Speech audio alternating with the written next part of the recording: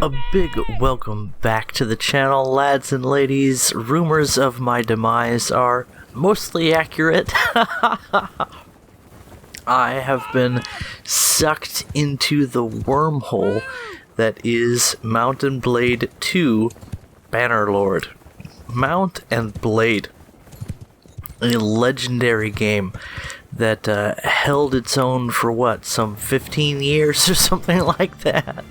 Something ridiculous in an industry where games come and go so quickly. The fact that Mount and Blade could be made, sold, all in one piece with no DLC cut out of it by the publisher's scalpel and then resold to you as though it's something new. One of the most fantastic single-player experiences that I've had the pleasure to experience in my gaming history, and Bannerlord not really out yet. This is an early access, but as good as full release already. And I was not going to buy the game. I was going to wait for it to go on sale, but then I changed my mind, and then it changed my sleep schedule and my everything else schedule too. My very, very pregnant, very hardworking wife is sleeping on the couch behind me because she hasn't mustered up the energy to make it to the bedroom before I started recording a video. That's a nice nipple helm you got there, bud. The soldiers, they got weird looking booby hats, but anyway, sorry. There's a lot of bottle feeding going on in this house. Anyway, where was I? I bought the game, Bannerlord, Mount and Blade 2. Now, I remember constantly as a kid with games like Command and Conquer, Warcraft, no, not World of Warcraft, Warcraft 2, so many games, Quest for Glory 5, games that I would play and love the heck out of, and then I would always discuss with my brothers, who all played the same games as me, of course, because one computer in the basement of our house, and of course it's all for schoolwork, honest, Mom. But where was I going with this one? We always used to say to each other, I'd love to see a sequel to this game that's exactly like this game. You know, those games we played back in the 90s and the early aughts. And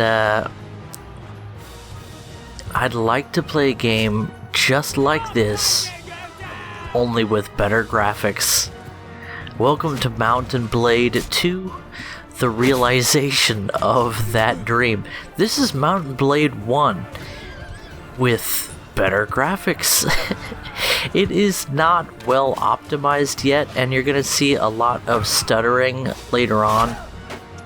It gets really bad, but usually not too bad in a lot of the action that I'm gonna show you guys in these videos, and you can see there's a lot of action in this game.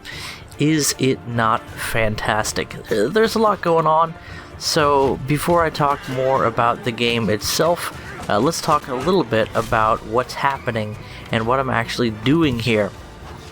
This really reminds me of a game that I loved a lot back when it was a good game, and that was the PlayStation 2 era Dynasty Warriors. Dynasty Warriors 3, I think, is where it got really good. I used to play that all the time with my buddy Adam, and now we are just whittling down the enemies who've decided to hunker when they probably should have run. Not that I won't cut them down while they're running, but, well, decisions that you make. Anyway, like Dynasty Warriors, this is a large-scale battle game. Unlike Dynasty Warriors, you are not, by default, an overpowered anime killing machine.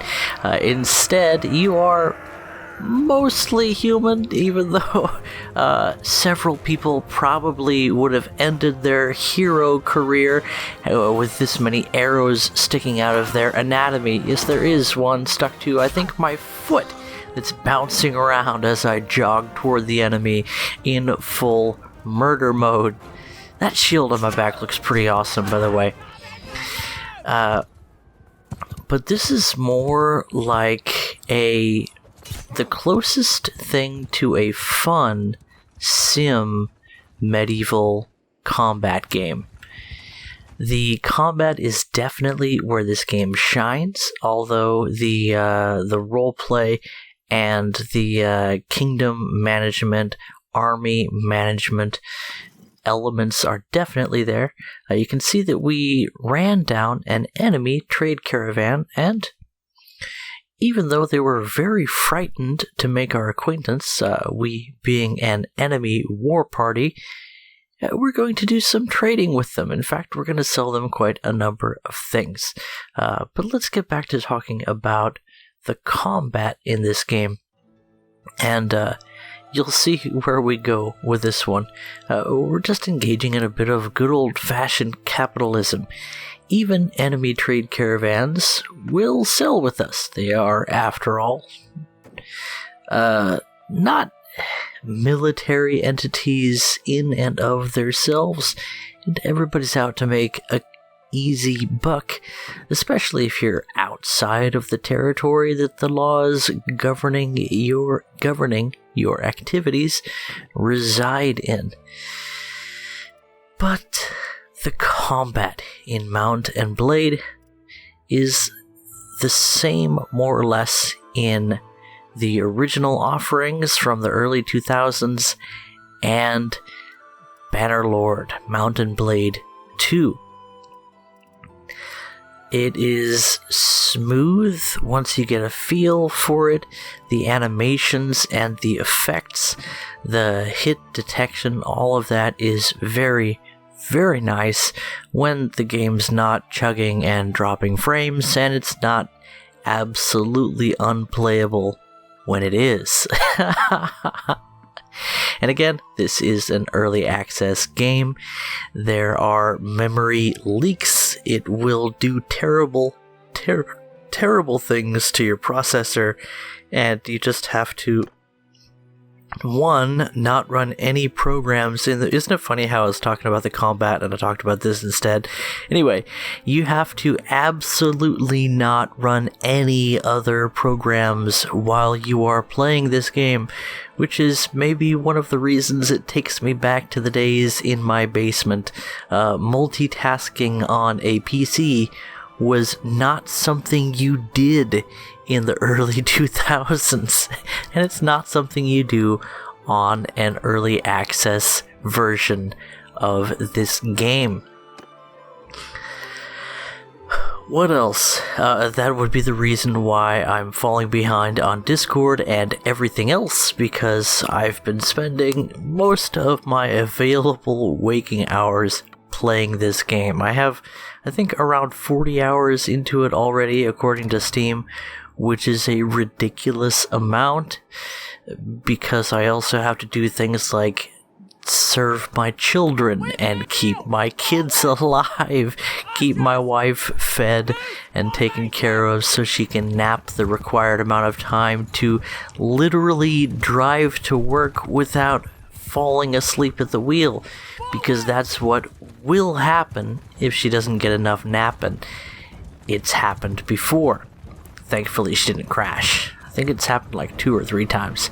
That's scary when you realize your wife is so tired that she might fall asleep while she's driving. Maybe we should get a Tesla. Until then, I have to take good care of her and look after her. But everything else has been kind of pushed to the side for playing this game's sake. I haven't been paying as much attention to Discord, although I have seen that a few of you have sent in replays. If one of the 19 of the people watching this comes from Discord, then good to see you guys. I'm not dead, I'm just part of a cult. And I think now is a great time to talk about the combat, finally, in Mount & Blade Warband, as this video wraps up with me now attacking the caravan that I just sold a bunch of stuff to, because now I can get all of my things back that I traded to them, along with whatever else they happened to be carrying, at least perhaps a portion of what they were carrying. I'm not sure exactly how that works. But anyway, excuse me. The game is mostly mouse control with some keyboard inputs.